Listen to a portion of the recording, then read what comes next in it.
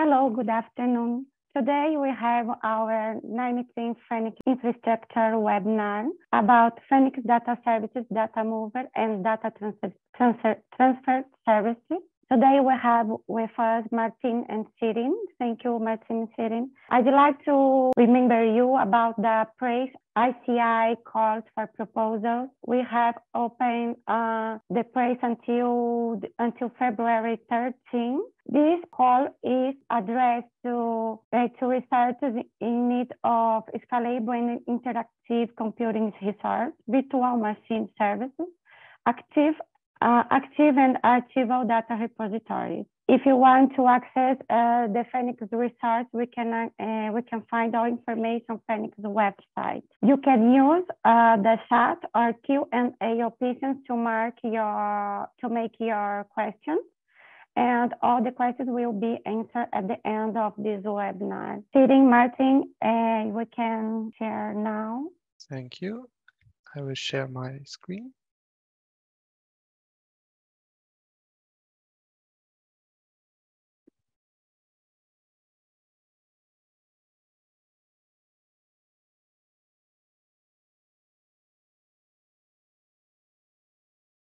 Okay, you should now be able to see my screen. Yeah, thank you, Luciana, very much for this introduction.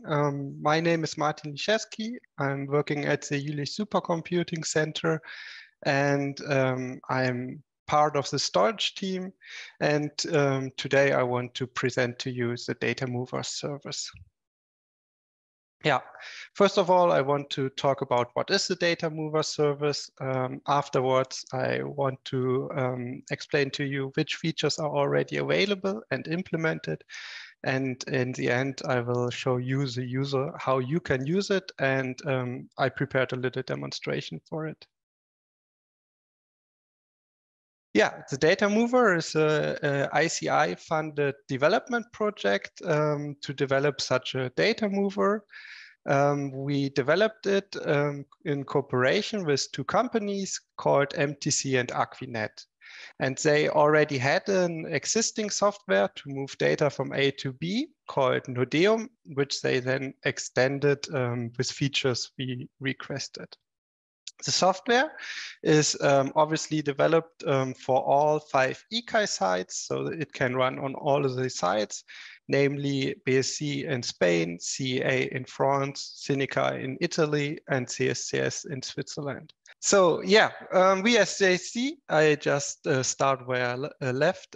We as JC are the main contractors for the data mover, and we are the main contacts also for MTC, who are the developers of the service. Yeah, what was the objective of this development project? The objective was to implement a software which moves data between an active data repository and an archival data repository.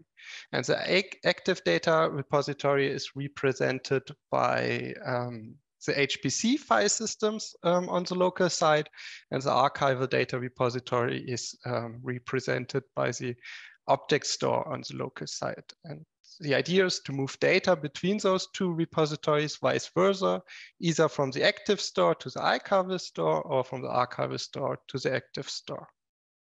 The main features was that this whole service is programmable, which means we can extend it by using scripts.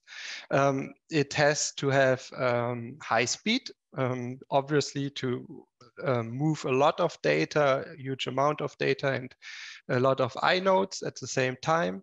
It needs to be secure, and it needs to be scalable, which means we can scale the service by the request of the users. The same software should run on all 5 sites, which means that you as a user can log in wherever you want and have the same experience and the same interfaces. The authentication is done using the Fenix AI, so all Fenix users are able to use the service and authenticate themselves. Very important, the data movement is only to be moved site local. If we want to move data between sites, we have to use the data transfer service, where shooting will later on explore. Yeah, the biggest or one of the biggest implementation efforts was the integration into the Fenix AI. This is already done. We are using the email address given by Fenix as the main attribute to authenticate the user, and then the email address gets mapped to the user ID on the local site. And all data access is then done by the user ID itself and not by root. And this makes the service more secure. So no data which the user don't have access to or which he doesn't own, he cannot move. Also, what is very important is that all authentication is done by tokens, which the Fenix AI provides, and they have a defined lifespan, and we have to renew them again and again inside the service if the data movements takes longer. There are multiple interfaces available. Everything is based on REST APIs. But for us, the main client is the Bash client, which will be available on all client systems or on all supercomputers. Also, the user is able, or there's a functionality for the user to implement some scripts, which he can implement as hooks into the data mover service, which then can run before or after data movement has been done. Yeah, another big implementation was the integration into Slurm. The data mover service is now fully integrated into Slurm, and as a user, you can automatically stage in your data from the active repository to the archive, or stage it out, which means you can put your jobs into a queue, into the Slurm queue, and then make the running of the jobs dependent on those movements.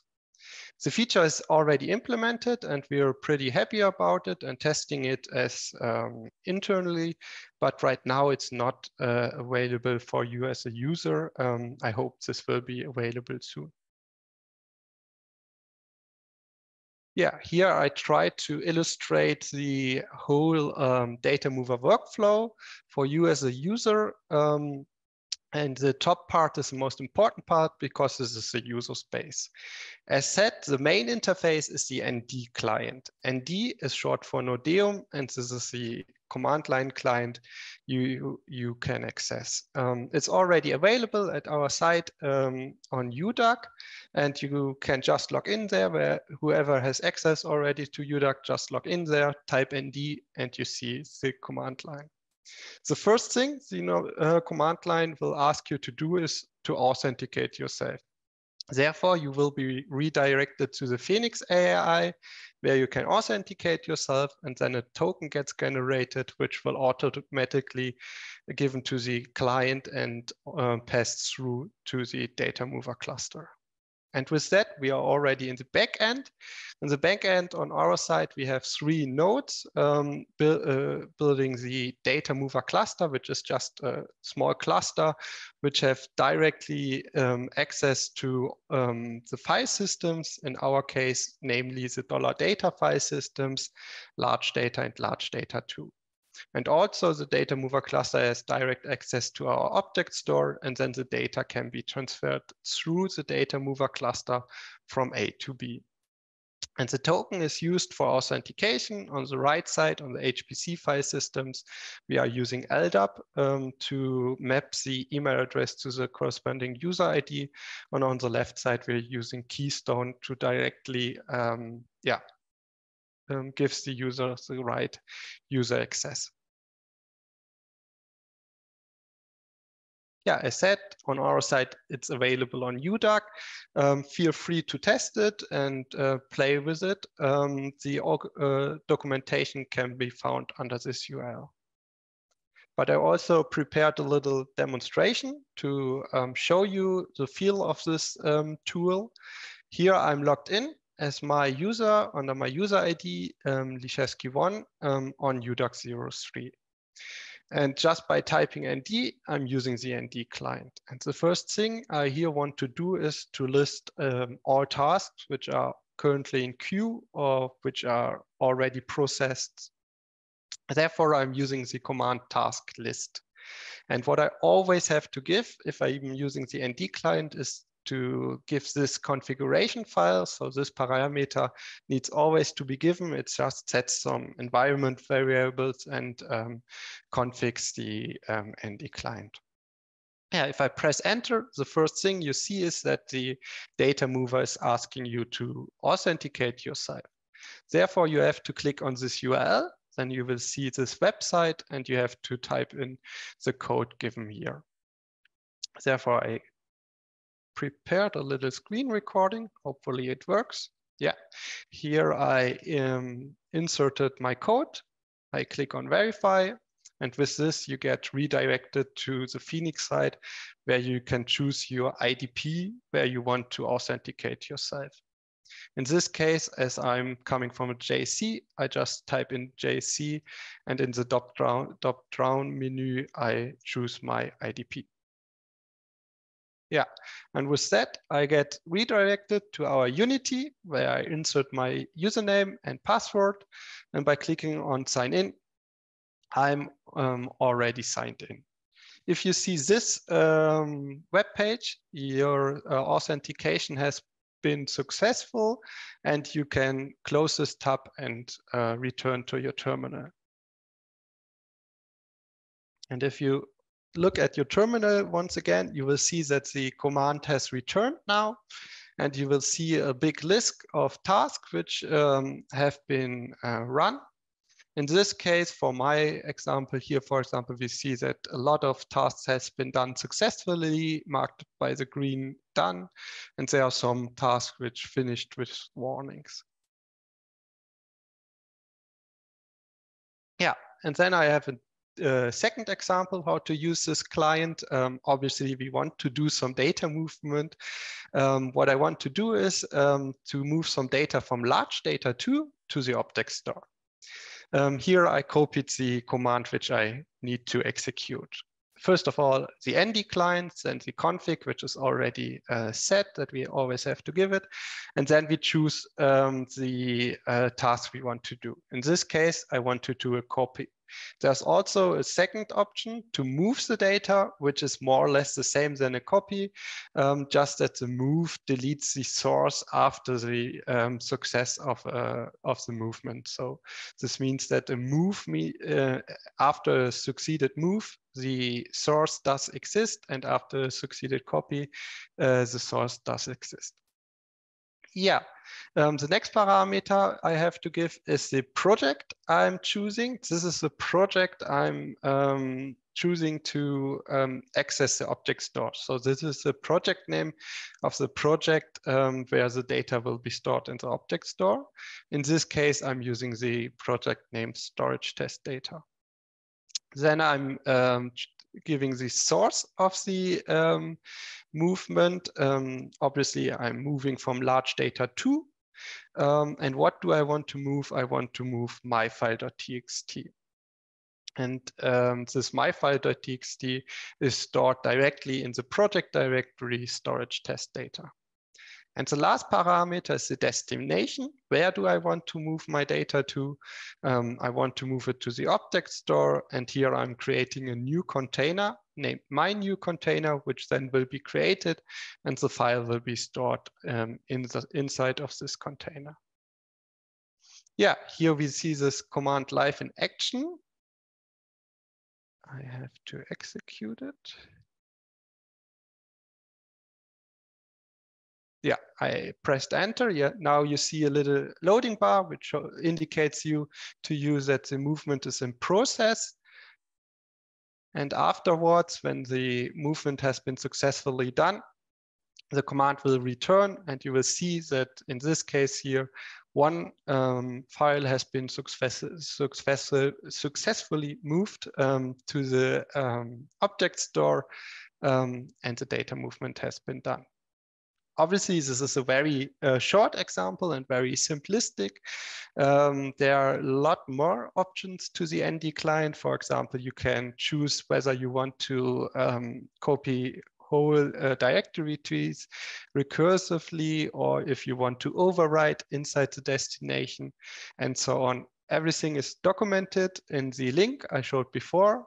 It's available on UDAC, and yeah, all of you feel free to test it there, and I'm happy for your feedback. That would be it from my side. Now I would hand over to my colleague, Xu Ting, and afterwards we will be open for questions.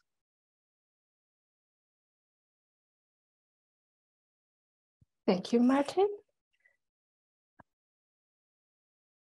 Okay, so I am sharing my screen now. Hello, everyone. My name is Xu Ting, and I'm going to present the data transfer service today. So unlike the data mover that Martin just introduced, that moves data from active data repository to archival data repository, the data transfer service moves data from archival data repository to archival data repository. And namely, it moves data across object store that's deployed at different Phoenix sites. So the data transfer service is implemented as a Swift support in FTS3. FTS3 is in short for File Transfer Service, and it's a data transfer project developed by CERN.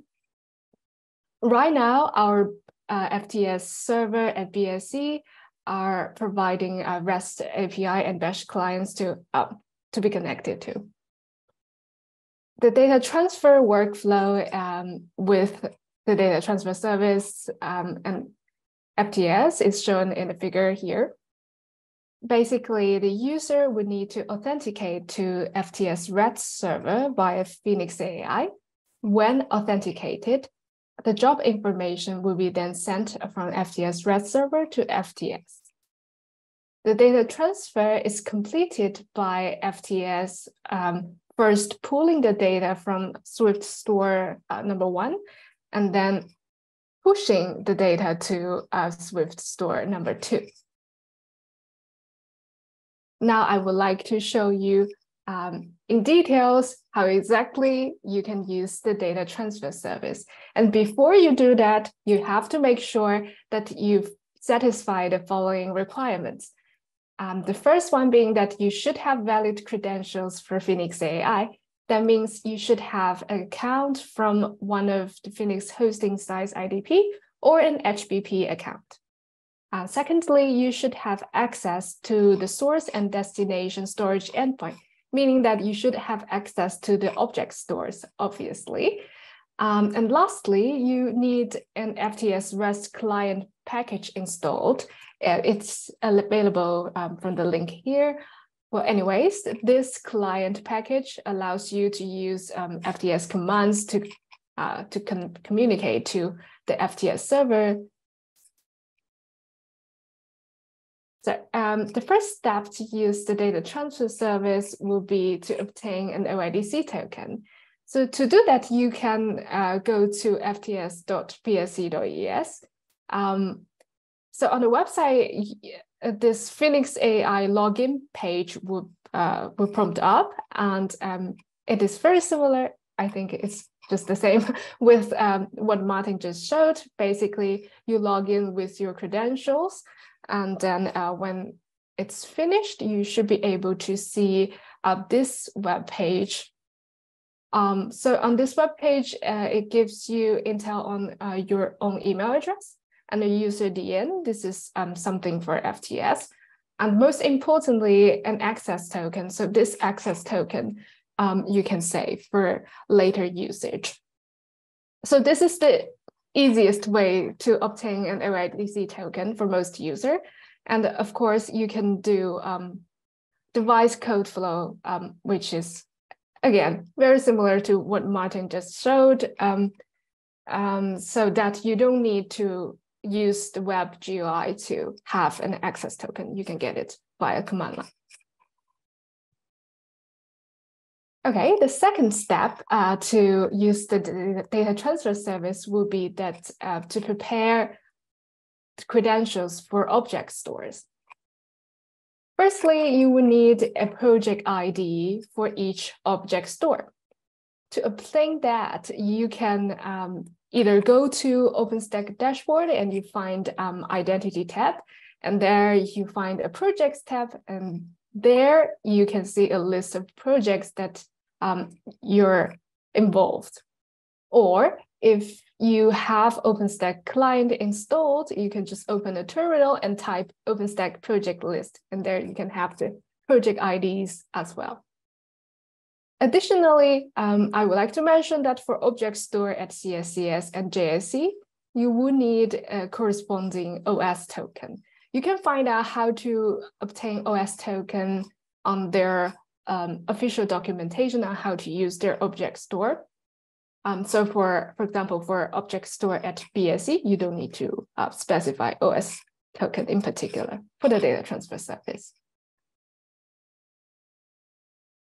Now we can finally submit a transfer.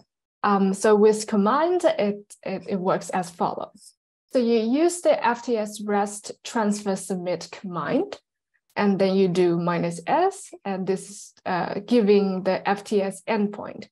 And for the FTS deployed at BSC, the endpoint URL is fts.bsc.es. Port number is 8446. Then you specify your access token. So this is the token you already received from step 1. And then you specify your project ID and OS token. So these are the information you get from step 2. After that, you specify a source storage endpoint and a destination storage endpoint. So for example, here I write object.cscs.ch. This is the object store URL for the object store at CSCS, and swift.bsc.es is the object store URL at BSC. Now we finished the command. I mean, it looks long. If it works, then you should see the following output. It will tell you that the job is successfully submitted, and it gives you a job ID, which you might need in the future. So after submission, what you can do is that you can query the status. The command is quite simple. You do FTS REST transfer status. Again, you specify the FTS endpoint, and you specify your access token. And here you give your job ID, which you just received for the submission.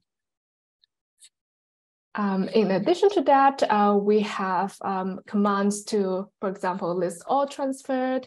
So with the command FTS REST transfer list, you should be able to see all the transfer that's ongoing or even previous transfer on this FTS endpoint. Then we have the option to cancel a transfer by using the command FTS REST transfer cancel. So this one is just as it says, it just cancel your job. I mean, if it's finished, then this wouldn't make any sense. But if it's not finished, then it won't be executed. So what I would like to introduce in addition is that the data transfer service also supports bulk transfer. This means that you can submit a transfer job with multiple files to be transferred. To do this, you will need to prepare a JSON file that looks something like this. Basically, you specify multiple sources and destinations. And what you do is that you use the command FTS REST transfer submit. Well, this command is just the same with any job submission command.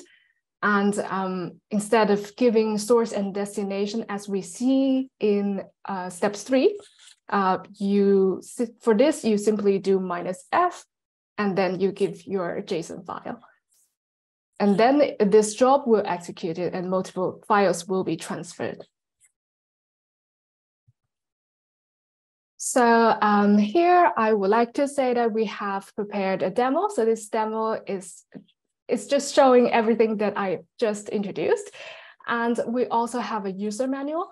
So this user manual is a detailed written documentation on everything that I have just introduced, and I would recommend all of you to look at it if you would like to try it. So if time permitted, I would like to show you the short demo. Yes, I believe you can see the video. So here we're going to the website, and now we're logging in.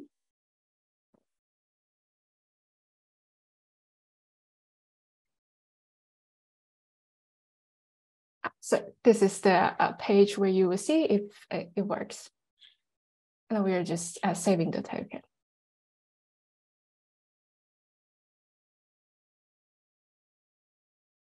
And here we're just getting the project ID. Yes.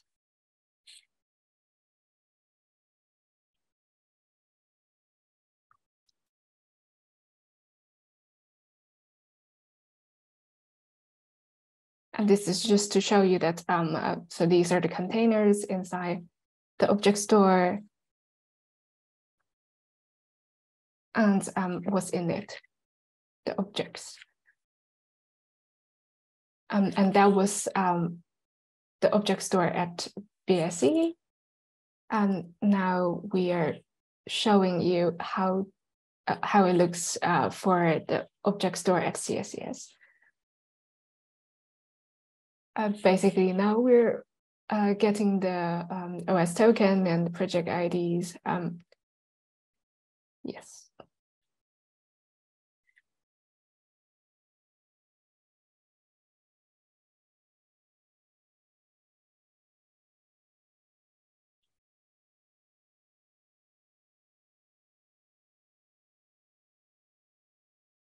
Again, showing you what's in the what containers are there in the object store, and then there's some objects, so it's empty in that container.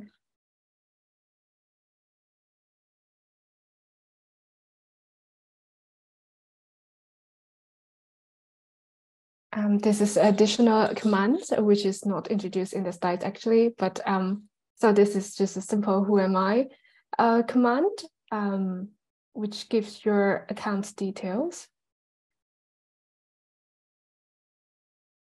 And now we are submitting a transfer.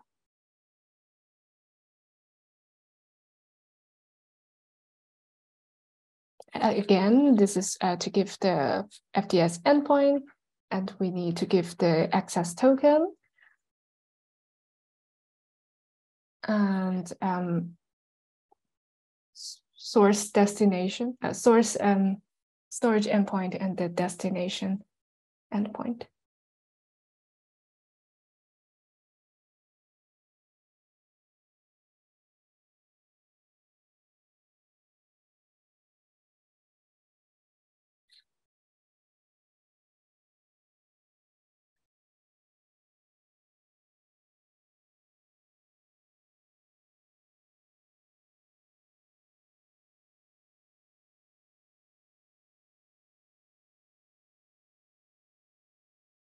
This is just providing the project IDs. Yeah, so you need 2 project IDs. One for the object store at BSE and one for the object store at CSCS. And then specify an OS token for the object store at CSCS.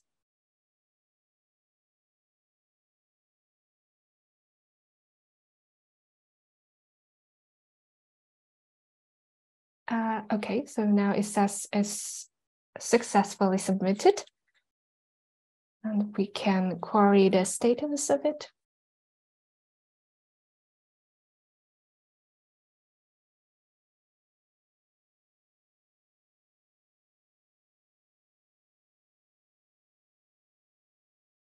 So now the status says finished.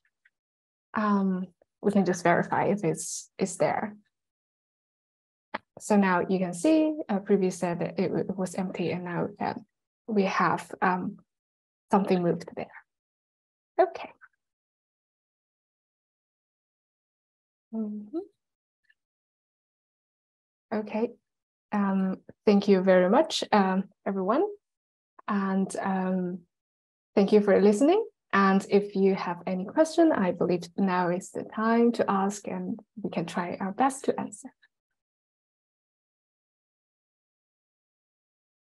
Thank you, Shirin. So we have some questions. Let me tell you. I think so. This one is to Martin. There is a maximum job time in Slum. Would that include moving time? So the time the data mover moves the data is not included. This before the job runs and or after the job runs. So this is not included into the time running on the compute nodes as the data movement is done on a separate cluster. Okay, one more. Let's see. Does the OIDC out of work on a headline Linux machine? Example, no GUI and browser. For now, the authentication is only possible with a browser. That would be more a question for the Fenix AI team, but I only know about using the browser interface to create the token. In the end, you have to get the token. You can also manually provide it to the data mover client. But yeah, the use case I know is that we get the token through the web interface, but I don't know of other interfaces for the Fenix AI. Okay, I have more. Let's see. The data transfer service currently connects the Fenix site. How much effort would be needed to add a completely new location to this constellation? If possible, include the effort needed to add an object store. It's possible to add an object store, of course, and if we're saying adding an object store that is with similar configuration of the object stores that we currently have, then there will be no effort needed. Basically, it just works. Whereas if you add an object store with, say, completely different configuration, then that would need some fine-tuning of the transfer tool. So another one. I might have overlooked a slide with more information, but the data transfer appears to necessitate a lot of command line wrangling. Is the data transfer tool positioned as an end user tool or for system developers? So it is positioned as an end user tool. And of course, it's also for system developer because we would still like to support command line users. Yeah, so just to answer the follow-up question as well, there is a GeoHype tool planned for this functionality, actually. We are setting it up in BSC as we speak. So we hope that it can be out soon. But yeah, so progress have been made. Okay. And another one, is there a documentation for REST API of the DT services?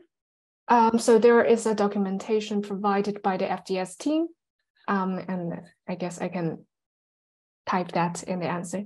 How much time the token is valid? I would say usually it's an hour or so for an OIDC access token. How long it takes to copy for TB terabyte? So this we have not tested. So if you have that use case, please let us know, and I will be very happy to test it. Is there any plan to expand the service to other AGPC partners in Europe that are not part of Fenix RI? Oh, there is a plan for the data transfer service, of course, and we are actually in discussion with Escape project, and there are some tryout doing there. So we are trying to see if data transfers are possible from Fenix sides to say, the escape data lake. They have some storage endpoints there. For FTS, do we need to select the FTS server at the source, site A on slide 15, or can I choose an FTS server that is not at source nor destination site? If so, is the performance lower? So right now we only have one FTS instance, so that will not be the problem. However, we do plan to have an FTS instance at each site. So you can theoretically choose an FTS server that is nor at source or destination site. However, that will definitely lower your performance level because the data transfer happens from the source object store to the FTS server, and then from that FTS server to the destination. So if you select an FTS server that is geographically, say, far away, then there are longer latency, I guess. I saw that JSE was the only Fenix ICE site which there was no object storage in place. So how we can test the data mover service?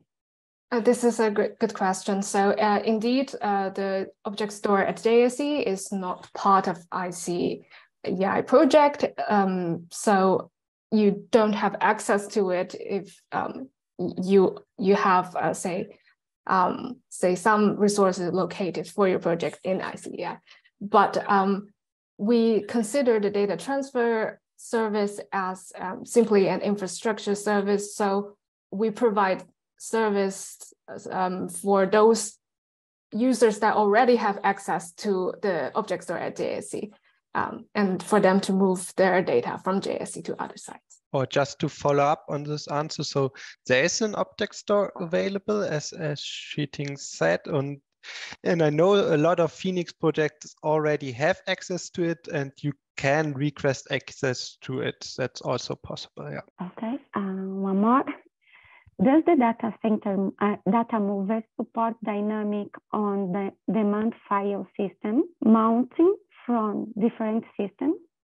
So the data mover service, the file systems which it supports are defined. There's no on-demand mounting of file systems. For now, as said, at JSC we chose $data as the source HPC file systems, but we are already planning to have all our file systems available to move data between them too, and to the object store. But there's no option to have further file systems. It's only meant to be used site locally.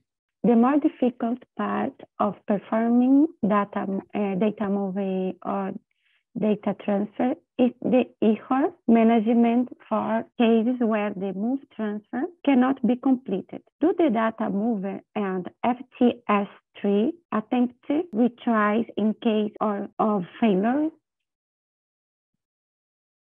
So FTS3 will attempt retries.